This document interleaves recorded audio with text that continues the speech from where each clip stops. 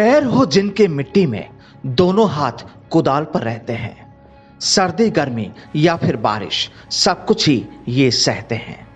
आसमान पर नजर हमेशा, ये आंधी तूफान सब सहते हैं।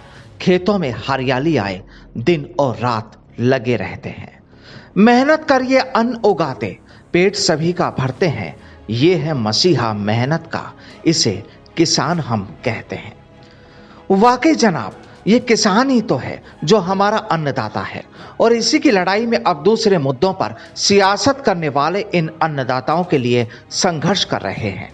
और इन्हीं संघर्ष करने वालों की फहरिस्त में एक नाम है अभय चौटाला का।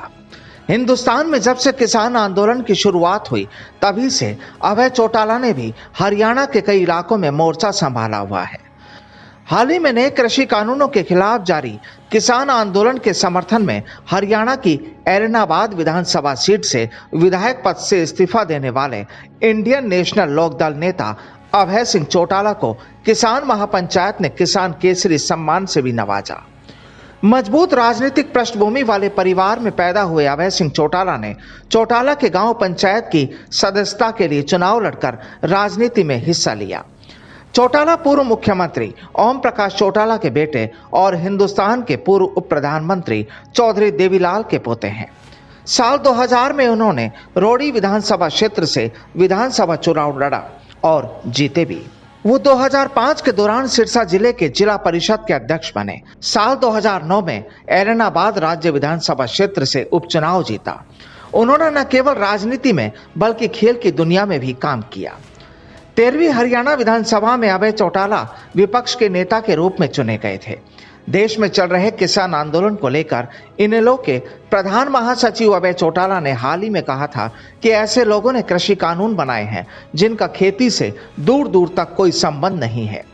जनता को अपने मन की बात सुनाने के बजाय देश के प्रधानमंत्री को जनता की बात सुननी चाहिए, ताकि देश की जनता की समस्याओं का समाधान किया जा सके। अभय चौटाला ने कहा कि जिन किसानों ने कभी इन कृषि कानूनों की मांग नहीं की, उन पर जबरदस्ती इन कानूनों को थोपना कहां का इंसाफ है। अभय चौटाला ने कहा कि प्रधानमंत्री द्वारा मन की बात कार्यक्रम में कहा गया कि कृषि सुधारों ने किसानों को अधिकार और मौके दिए हैं। अगर यह बात सच होती तो किसान इनके खिलाफ सड़कों पर आंदोलन नहीं कर रहे होते। यूं तो अभय चौटाला का राजनीतिक जीवन स्कूली दिनों से ही शुरू हो गया था, लेकिन आधिकारिक तौर पर इसकी शुरुआत चौटाला गांव से पंचायत चुनाव के दौरान बतौर एक अवधि के लिए उप सरपंच की सीट जीतकर हुई।